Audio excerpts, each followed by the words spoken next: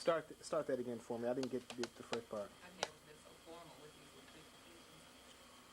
Good morning. I'm Razia Curtis from Detroit, and we'd like to welcome you to our third day of the Rejuvenation Retreat at Williamsburg. Today we have a very special treat for you, in that we have Dr. Harrison from Washington, D.C., who's going to be sharing some very special information with us regarding nutrition and its relationship to health. We are especially blessed because Dr. Harrison is a very experienced practitioner of medicine. He is an MD, and our experience in the holistic area is that we don't often have the input of MDs. Holistic practitioners and MDs have often been at odds. So this is a very great day for us to have this time to spend. We will be doing probably about a 4-hour presentation. There will be a break, and we will have, at this point, Jesse Brown from Detroit Holistic Center to introduce Dr. Harrison. We thank all of you for your presence. We hope you've enjoyed your breakfast. And we will have a beverage break in a couple of hours. Jesse, you're on.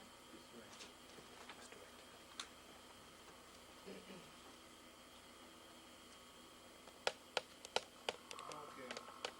As Razia Curtis mentioned, I'm Jesse Brown from Detroit Holistic Center, and I've got the pleasure of introducing Dr. D. Warren Harrison. Dr. Harrison was born in Omaha, Nebraska, but raised in Pasadena, California. He has his MD, also a Master of Public Health, and a diploma in surgery. He was schooled in California, Loma Linda University. His MPH, or Master's in Public Health, has an emphasis in, or he emphasized nutrition in that master's program. He completed his internship in New York City, his surgical training at Duke University in Durham, North Carolina. He's practiced medically in North Carolina, Nashville, Tennessee, also in the military in Korea, and as a surgeon in Korea as well. He has established health clinics and practiced in Ghana, or Accra, Ghana, in Africa, and has spent some 20 years or so there between 1965 and now. At times 10 years in Africa, and other times I believe he's been alternating between Africa and the United States. Dr. Harrison's medical clinic, or the medical clinic that he practices at, is the Union Medical Clinic across from Howard University. And it's an integrated medical practice, including medical doctors, acupuncturists, naturopaths, and others, so they get the best of both worlds in that practice, and are able to incorporate the clinical diagnostic methodologies of medicine and prove that the holistic methods actually work. And that's something that's unique. Dr. Harrison treats acute and chronic diseases with alternative medicine, no drugs at all. And he also has a focus on the family through his Master's of Public Health and his interest in public health and the community. He looks at the fundamental structure, which is the family, as it involves health, and as it involves changes in lifestyle, it's that structure and how to change the stemming tide of single parent families, particularly mother taking care of the families and children born of drug-addicted mothers, and attempts to work with that family structure to make significant changes that benefits all of society. Dr. Harrison was also part of the committee that defined the agenda for the Office of Alternative Medicine through the National Institute attributes of health, and which makes him an early pioneer in a new trend, in new work that's still being defined, refined, and improved, giving and adding more credibility to natural health or alternative health. So we look forward to, and I definitely look forward to Dr. D.W. Harrison being our keynote speaker for the Healing Retreat here in Williamsburg, Virginia. Welcome, Dr. Harrison. Thank you.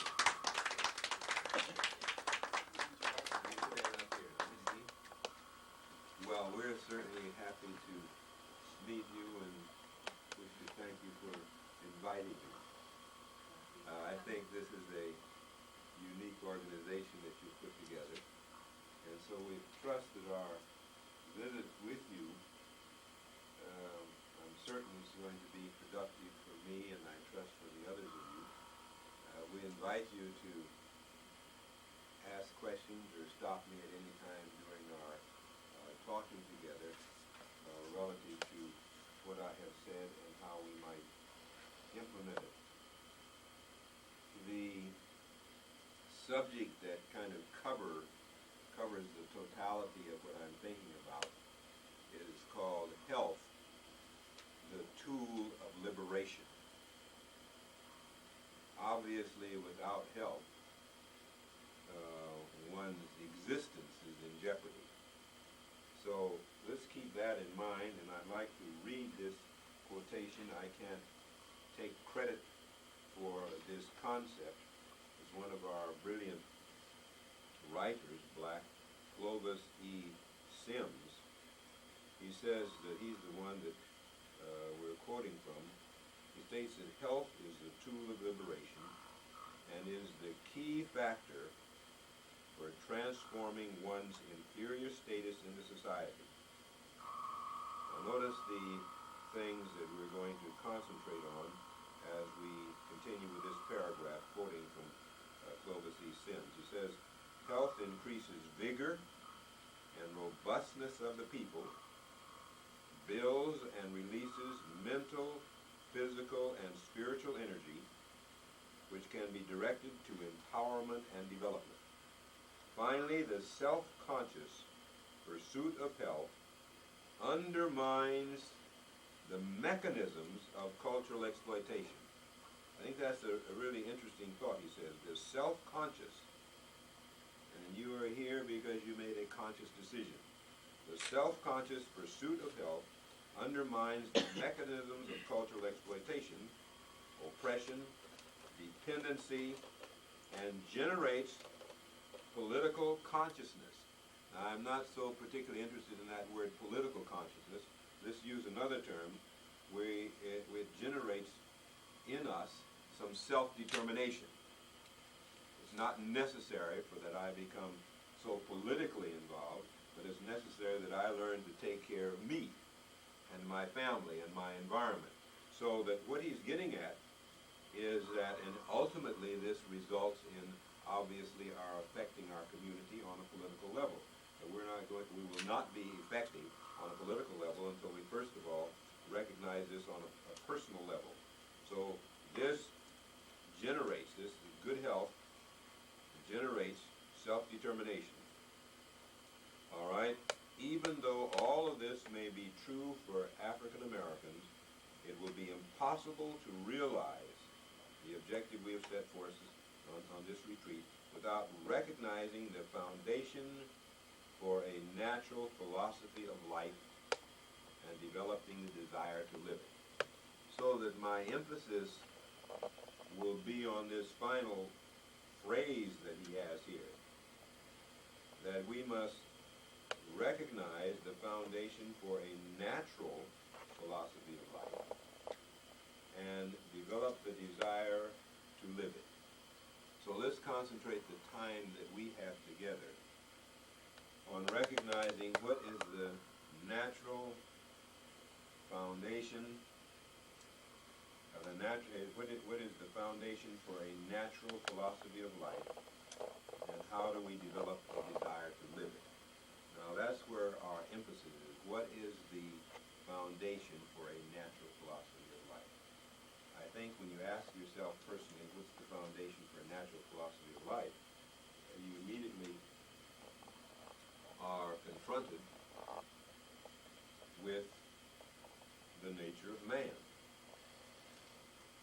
obvious that there's nothing that we can do with this fixed machine that we have called the human being.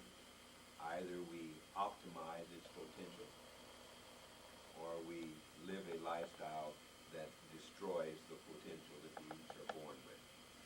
So the natural philosophy of life is based on a recognition of what is man, and where did he come from, and why is he here. And I think that there's no greater book that we can turn to other than the Bible as we seek to answer what is man. I was very much interested in the fact that scientists had for a long while stated, number one, that our Earth is already, the solar system and our planet has always existed. And then of recent years, they finally reached back in space with these modern machines and found out that our Earth began with a big bang. And that theory came into acceptance by scientists, and the more they have looked at that Big Bang theory, the more they've succeeded in confirming it. And of course, he could have taken the Bible and found that out a long time ago. The Bible says that in the beginning God, and God said, let there be light. And when God said, let there be light, all the electromagnetic energy that's in our solar system and in the universe suddenly came into existence. And this was energy traveling from God at 186,000 miles per second. It's very interesting that that would be the whole spectrum of sunlight and all the other X-rays and other radiations that we don't have any, that we have machines now that we're using. It's interesting to let you get some idea about what 186,000 miles per second is. That's the speed at which going around the Earth at a speed of going around the Earth 7.5 times in 1 second. Now that's some speed. And it takes 8 minutes for light to travel from the sun to the planet Earth, traveling 186,000 miles per second. So you see, if you take 8 minutes and multiply it by 60, you end up with 6 times 8, which is 480 seconds. And light traveling 186,000 miles per second, or 7.5 times around the world, it takes 8 minutes for the sunlight to get here. Well, now that's the speed of light. And then, so God, I can imagine, and I think it's very important for us as blacks to recognize our roots, grounded in the biblical belief. This was the thing that carried us through exploitation in Africa and slavery here in the United States. Our spirituals and our background, I think, is certainly an important background. So that the basis for our discussion with you is to look, first of all, at the nature of man and recognize that no amount of maneuvering is going to change the basic nature of man. God made us like, and you go through the rest of the very simple scenario, having gone to Africa, I guess it was January 1960 that I ended up in Africa. And working in 1965, I went from West Africa to East Africa. At first I was a general surgeon in the Accra Hospital in Ghana, which was the government medical school hospital. And then I went from West Africa in Ghana over to East Africa in 1965, and a friend of mine, Ugandan, who was the Minister of Health, he asked me to come over there to be the Director of Public Health for the Uganda government. So I've spent half of my life in Uganda since 1965. But now the significant thing to me was that as we went there and we looked at the public health situation as I looked at it there, over and over again I've been impressed with the fact that this fixed entity, man, we have to institutionalize a lifestyle that optimizes what we have. It's a very unfortunate that we have a situation whereby we have taken the human being and the environment that we live in, and somehow or another we think that by altering our environment we're going to alter man, and he'll do just as well with foods and air and water and sunlight that has been altered as he will do if you utilize the things that we're made of. So that the key thing that struck me as I worked in Africa was the need for utilizing the raw materials and the resources that are there in the continent to optimize the well-being of the people. So it was a very interesting experience between the United States and Africa to work with the public health department here in the United States, where we had decided that nutrition was one of the basic problems that we had in Africa, and the product that we chose to commercialize in Africa was the soybean. And it's interesting that the only food outside of mother's milk and cow's milk that you can raise a child on, and the child will survive just as well as on mother's milk, is soybean milk. So years and years of research, we found out that by growing soybeans in third world countries and making milk out of the soybeans in third world countries, we had an opportunity to give a child, number one, an opportunity to grow up and be healthy, even if the mother was sick or the mother died in childbirth. They could make soybean milk and the child would survive. And at the same time, the soybean has become a priority commercial cash crop all over the world. Well, this just kind of gives you a background as to why I'm going to emphasize the need for us to take a look at man himself, and then based on that, we endeavor to institutionalize the type of work that you folk are doing. So he says here that even though all of this may be true for African Americans, it will be impossible to realize without recognizing the foundation for a natural philosophy of life and developing a desire to live it. So we're going to concentrate on two concepts. Number one, what is the foundation for a natural philosophy of life? And number two, how do we develop the desire to live it? So let's just focus our minds on that. What is the foundation for a natural philosophy of life? Well, the foundation for a natural philosophy of life is obviously to take a look at man himself. There is no way that I can change my anatomy and physiology. So this is a given. Now, how do I optimize my own physical structure that I have? And so around the globe, humanity is one. It makes no difference where I go. If the individual has appendicitis, I will cut down in the right lower quadrant. Just because I'm in Japan, I'm not going to go over and cut on the left side and turn the person over on his back and do an incision on his back. You see, so that we have a natural philosophy of life, and the foundation for that is to recognize that man is the same. Doesn't make any difference whether he has straight hair or curly hair. Make any difference what color the skin is. The amount of pigment in the skin makes no difference. In fact, we're quite lucky to have all this pigment in our skin, because this melanin that we have in our skin, I guess are most of you aware that we use melanin as a sleeping pill? Yeah, you know, we have melatonin, and the highest concentration of serotonin, which is the name of a chemical that is produced in the brain that makes you calm and collected and keeps you so that you can function. And so this melanin that we have in our skin is one of the reasons we've been able to tolerate the injustices that we've had to endure through generations, because one of the highest, I was surprised to find out that the highest concentration of melanin, of serotonin, which is the substance in the brain that makes us so that you can function,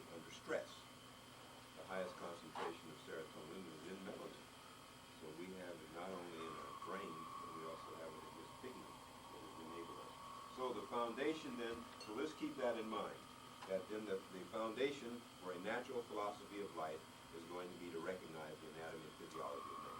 Okay, so number one, what are we made out of? You have a very interesting scenario in Genesis 1. It says that God said, let there be light, and that was day one. Day two, it says that God said, let the air separate the waters above from the waters below, air and water. And on the third day, God said, let the dry land appear, and let the earth bring forth food. And then on the fourth day, God put the sun up there. You notice that according to the biblical scenario, there was no sun for the first 3 days. But it says that God said, let there be light, and it says evening and morning was the first day. So I can imagine an incredible scenario of the universe looking on. The Bible indicates that there are other planets with beings on it. And they were able to look out there, and in the distance you can see a shadowy figure, and suddenly God says, let there be light. And all of this energy traveling 186,000 miles per second. And let me just stop for a minute. It's incredible to think of what that meant. You take this little bit of a phone that we have walking around here with, where God has given us the capacity to think his thoughts such that I can take a little piece of material. I mean, it's just almost inconceivable to me, the brain that God has given us. And I got this little thing walking, and I can sit here and talk in this thing and talk to my wife who's over in London right now. The voice going into this little machine is converted into electromagnetic energy. And my voice then travels around the earth 7.5 times in 1 second. And my wife sitting in London will actually, listening to me on the telephone, will actually hear my voice before you do here. And she's in London. Because my voice to you is traveling at the speed of sound, 700 miles an hour. And that's just walking compared to the speed of light. 7.5 times around the world in 1 second is the speed of light. Can you imagine what God has done in giving us a brain that we would be able to think God's thoughts after him, to where we have got the technology now whereby I can talk into a little machine that's right in front of my mouth, and my voice will be converted into electromagnetic energy, and it travel around the world 7.5 times in 1 second. And a machine that a telephone that my wife has over there in London, it'll pick up the thing and I can talk to her. So now, you notice that how foolish we are to neglect to recognize the omnipotence of God and the blessings that he has poured upon us. That we would dare to set up lifestyles that are contrary to the wisdom of our Creator when he has optimized everything for us. So a natural philosophy of life is obviously for me to take a look at my friend here, take a look at each one of us, and let me see how can I optimize what I have. And beginning, then just search your mind. Is there any way that I can optimize what I have and improve on it from what God has done? And the answer is obviously no. There's no way that I'm going to feed this machine with some foods that I have generated, and that's going to be superior to what God has done. You see my point? So a natural philosophy of life is obviously based on Genesis 1. And it doesn't make any difference whether you accept Genesis 1, you go read the same thing in some science book written by some man, and he has it all twisted around. There is no way that you can come up with anything other than the fact that you're made out of air and water and food and sunlight. In 4 days, according to the biblical scenario, God had finished all of the basic sciences. Light was made on day 1. And day 2 and day 3, energy came from God, and there was day and there was night. And there was no sun until day 4, according to the biblical scenario. But on the second day there was air and water, and on the third day the land brought forth food, And on the fourth day, the solar system was put up there, and I can just in my mind's eye, as I think of God and the universe looking on, I can see God raising his hand and suddenly saying, orbit. And the earth started traveling 40,000 miles an hour. Now you notice this basic philosophy, this basic concept for a philosophy of life. We are sitting on a ball that's 25,000 miles in circumference, and we are right now traveling 40,000 miles an hour. And as we travel at that speed around the sun, we're going in we're rotating in a given direction, not this way one day and another way that way. And that's why your pendulum works in a certain way, is because we're rotating, it's the right rotation that we're doing, and we're rotating every 24 hours.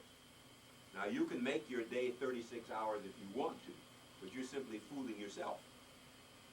You don't have anything to do with it. The earth rotates every 24 hours, and so you either make your lifestyle fit into this 24-hour period, or you're just being foolish.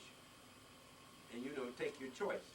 So, again, going back to this very interesting statement, so that we clearly get this in our minds to begin with. A natural philosophy of life and the developing the desire to live it.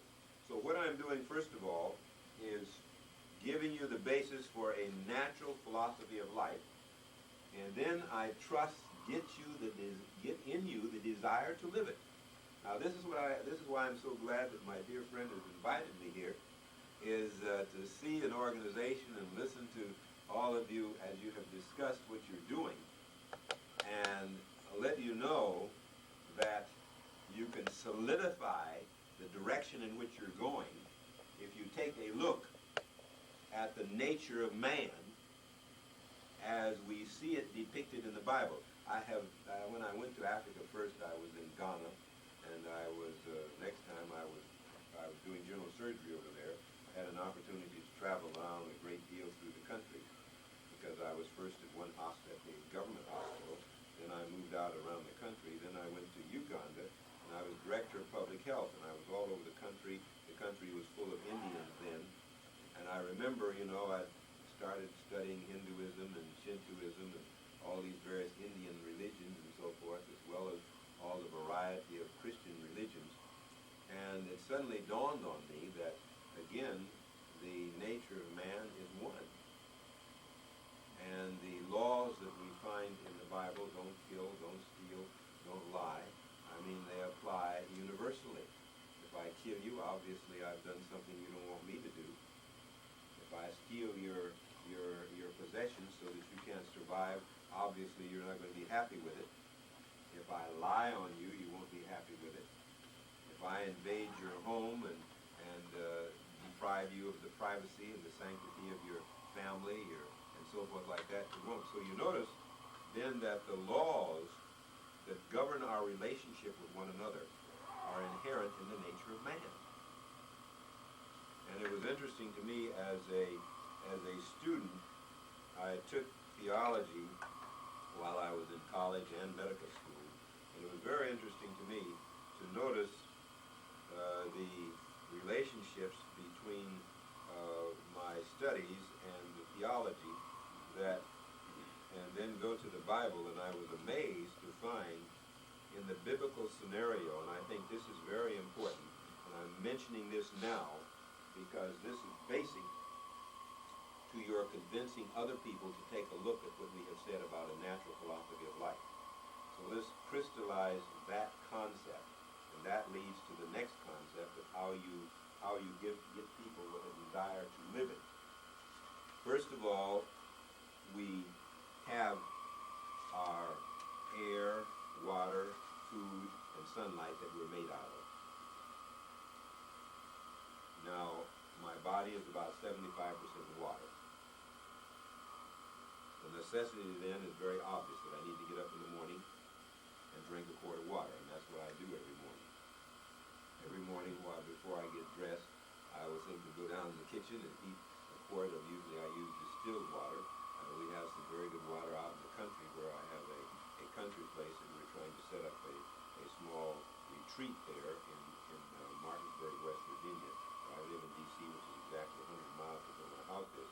But this quart of water, and the reason for that, and I'm stopping as we go along to mention some lifestyle habits that obviously in harmony with what happens in Genesis 1. God made me out of air, water, food, and sunlight. So that's what I'm made out of, and there's no way that I can improve on that. There's no way I can alter